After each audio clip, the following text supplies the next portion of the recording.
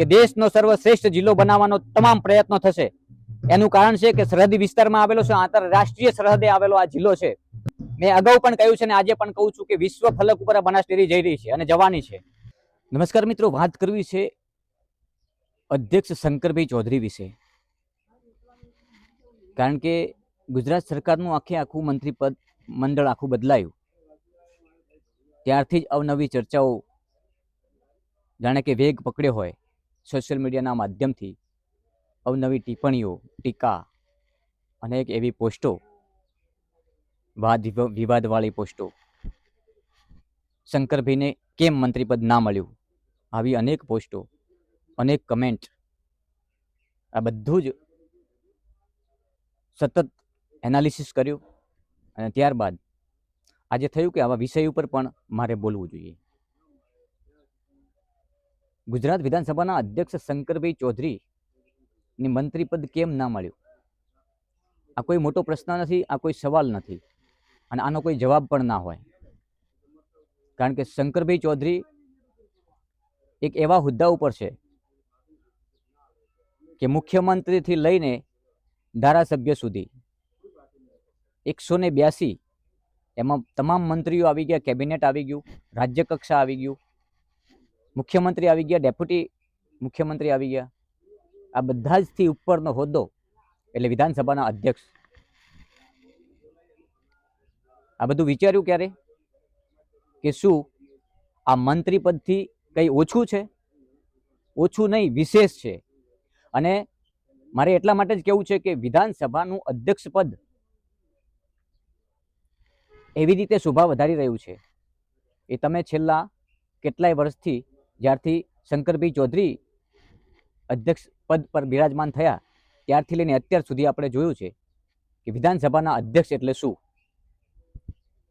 વિધાનસભાના અધ્યક્ષ શું કરી શકે છે, અધ્યક્ષ તરીકેની એમની છબી અત્યાર સુધીના સર્વશ્રેષ્ઠ અધ્યક્ષ કહી શકાય તેવું કામ એમણે કર્યું છે.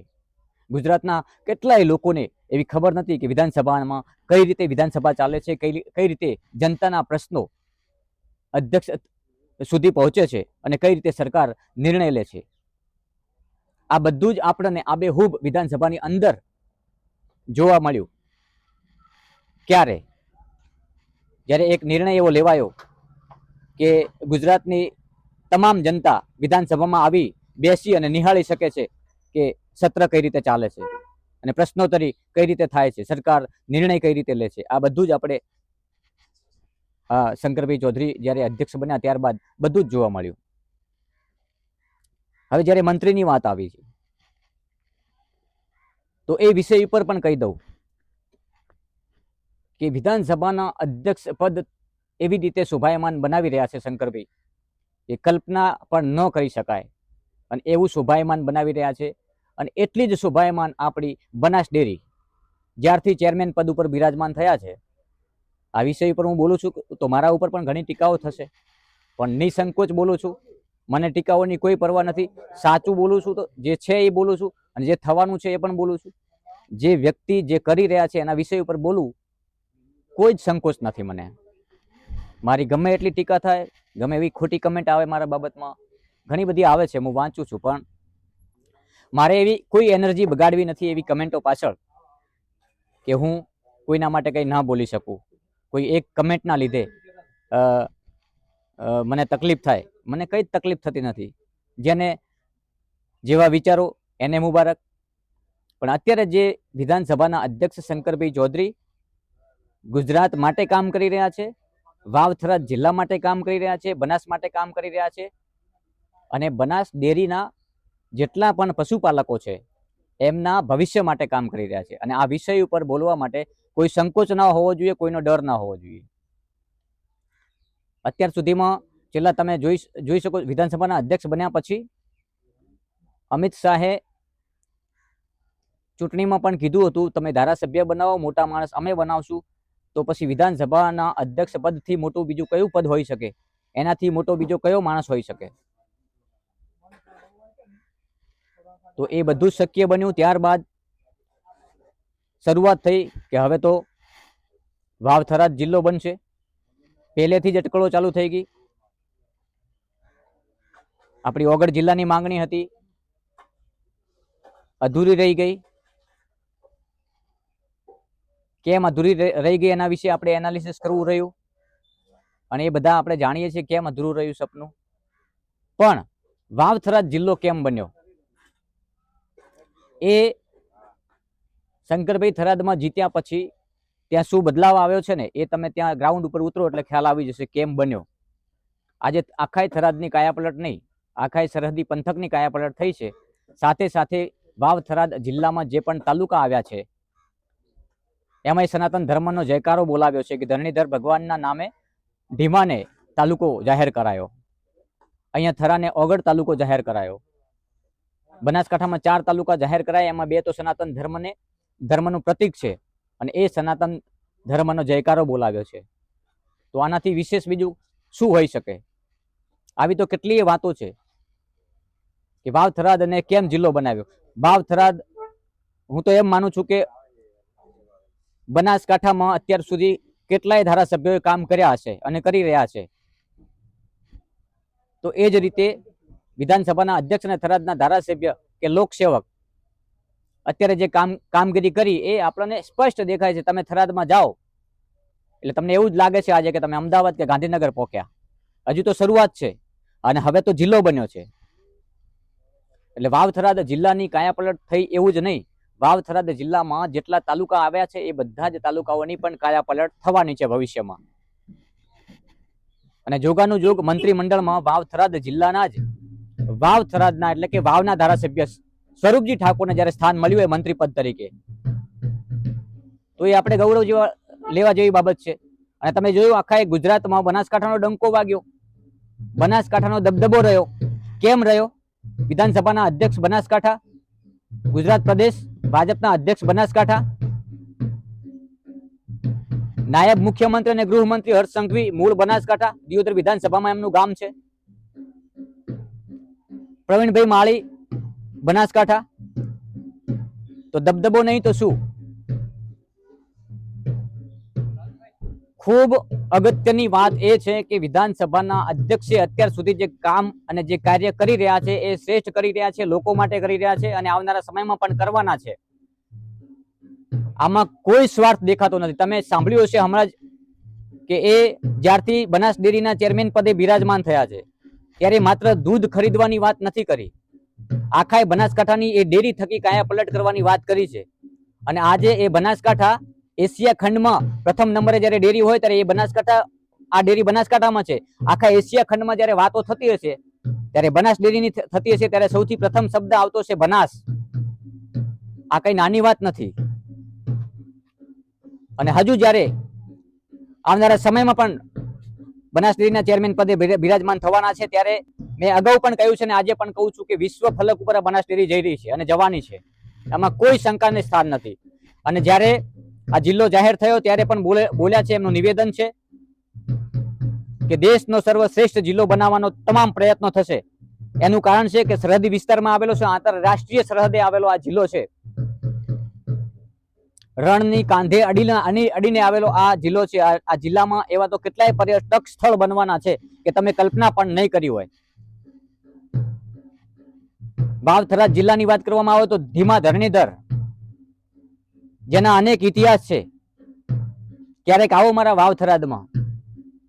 ગેળાનો હનુમાન, તમે પથ્થરોના પહાડો જોયા હશે પણ શ્રીફળનો પહાડ જોવો હોય તો આવો મારા વાવ-થરાદમાં. નાના કાપરા લાખું જહુનું ધામ, જે એક મિની કુંભ થઈ ગયો અને હવે આવનારા ભવિષ્યમાં પણ બહુ મહાન કાર્ય એવું થવાનું છે કે સમગ્ર ભારતના ભગવા અહીંયા લહેરાવાના છે. એ પણ વાવ-થરાદ જિલ્લામાં છે. તો નાના કાપરા મઠ અને વાવ-થરાદનો જિલ્લો જોવો હોય તો આવો મારા વાવ-થરાદમાં. સરહદી વિસ્તારના કાંધે અડીને આવેલું, રણના કાંઠે અડીને આવેલી માં વરુડી બિરાજમાન, જ્યાં સૈનિકો એની પૂજા કરે છે. દેશના સરહદે લડતા સૈનિકો માં ભગવતીની પૂજા કરતા હોય અને એ રણકાંઠો જોવો હોય, સરહદની સીમા જોવી હોય, નળેશ્વરી ધામમાં શીશ ઝુકાવવું હોય તો આવો મારા વાવ-થરાદમાં. આવી તો કેટલીય એવી જગ્યાઓ છે, આવા તો કેટલાય એવા ટોપિક છે, આવા તો કેટલાય એવા શબ્દો છે. કારણ કે હવે મારો વાવ-થરાદ જિલ્લો છે તો મારા વાવ-થરાદ જિલ્લા માટે પણ બોલવું જ જોઈએ ને. આવનારા સમયમાં આ જ વાવ-થરાદ જિલ્લામાં દેશ વિદેશથી લોકો જોવા માટે આવશે કે શું છે એવું વાવ-થરાદમાં, અને એવી કાયાપલટ થવાની છે.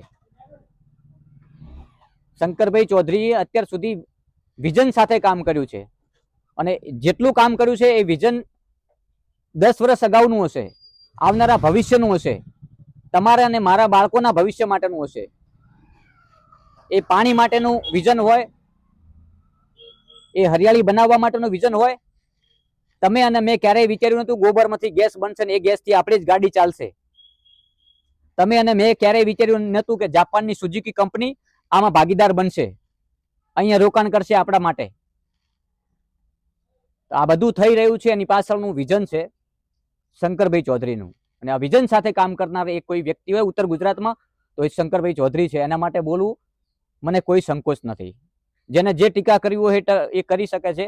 મારી એનર્જી એમાં મારે બગાડવાની નથી થતી. મારે જેના વિષય ઉપર બોલવાનું છે હું મક્કમતાથી બોલીશ અને નિડરતાથી બોલીશ. અત્યાર સુધી બોલ્યો છું અને બોલવાનો છું. જે સારું કાર્ય કરે છે એને બિરદાવવામાં કોઈ સંકોચ ના હોવો જોઈએ, અને એ કાર્ય શંકરભાઈ ચૌધરીએ કરી બતાવ્યું છે. આગામી સમયમાં હજુ વાર છે, આ તો શરૂઆત છે. આખા વાવ-થરાદ જિલ્લાની કાયાપલટ થવાની છે. એમાં જેટલા તાલુકા જેટલા ગામડા આવતા છે બધાની કાયાપલટ થવાની છે. હું ગઈકાલે વાવ-થરાદ જિલ્લાના નવા એસપી સાહેબને પણ મળ્યો અને કલેક્ટર સાહેબને પણ મળ્યો. એમના વિઝન પણ જાણ્યા ને એ વિષય ઉપરથી પણ મને ખ્યાલ આવે છે કે ખરેખર કાયાપલટ થવાની છે. આપણા આવું ભાગ્ય છે કે આપણને વાવ-થરાદ જિલ્લો મળ્યો છે, કારણ કે હવે તો સ્વીકારી લેવું જોઈએ. વિરોધ કરવાનો મતલબ શું છે? આપણે એ જિલ્લાના છીએ તો આપણા જિલ્લાના ગુણગાન ગાવામાં આપણને સંકોચ શું થાય? આવા અનેક વિઝન સાથે આગામી સમયમાં કામ થવાનું છે. એટલે એ વિઝન સાથે ચાલનાર કોઈ વ્યક્તિ હોય તો એ વિધાનસભાના અધ્યક્ષ અને વાવ-થરાદના એટલે થરાદના લોકસેવક શંકરભાઈ ચૌધરી છે. એમના વિષય ઉપર જેટલું બોલો એટલું ઓછું છે. કલ્પના પણ ન કરી શકાય આ માટીનું સંશોધન કઈ રીતે થાય. ક્યારે વિચાર્યું તું? કલ્પના કરી હતી? ગૌમૂત્ર કોઈ ખરીદશે આવી કોઈ કલ્પના કરી હતી? આ બધા વિઝન કોના હે? આપણા એ જ આ બનાસના ડુંગરા, અરવલ્લીના પહાડો, કોરા ધાકોર પથ્થર દેખાતા હતા. આજે એ હરિયાળી બનાવી છે સીડબોલ થકી. આવું કોઈ વિચાર્યું હતું? એટલે કલ્પના બહારનું વિઝન છે એ આપણા જ બાળકોના, તમારા અને મારા જ બાળકોના ભવિષ્ય માટે છે. તો એ આપણા જ બાળકોના ભવિષ્ય માટે આપણે કદાચ ચિંતા નહીં કરતા હોય, એના કરતા વિશેષ ચિંતા ગુજરાત વિધાનસભાના અધ્યક્ષ કરી રહ્યા છે. તો એમનો એક કામ કરવાનું વિઝન, એમની તાકાત વધુ કઈ રીતે મળે? તમે બધા સાથ સહકાર આપશો ત્યારે. ટીકા ટિપ્પણીઓથી નહીં મળે, અને ટીકા ટિપ્પણીઓથી કોઈ ફેર પણ પડવાનો નથી. જે વિઝન લઈને જે લોકો નીકળ્યા છે ને એ કામ કરવાના જ છે, એમાં કોઈ સંકોચ નથી. ટીકા ટિપ્પણી કરવા વાળા લોકો એ જીવનમાં ત્યાં જ રહેવાના છે. એ માત્ર એમને કમેન્ટ કરવા સિવાય કંઈ આવડતું નથી. એ એમની એનર્જી બગાડે, આપણે આપણી એનર્જી બગાડવાનો કોઈ મતલબ નથી. જેને જેવા વિચારો એવા એમને મુબારક. પરંતુ વિઝન સાથે કામ કરી રહ્યા છે તો એમના વિશે બોલવું છે, અને હું બોલવાનો છું. નમસ્કાર.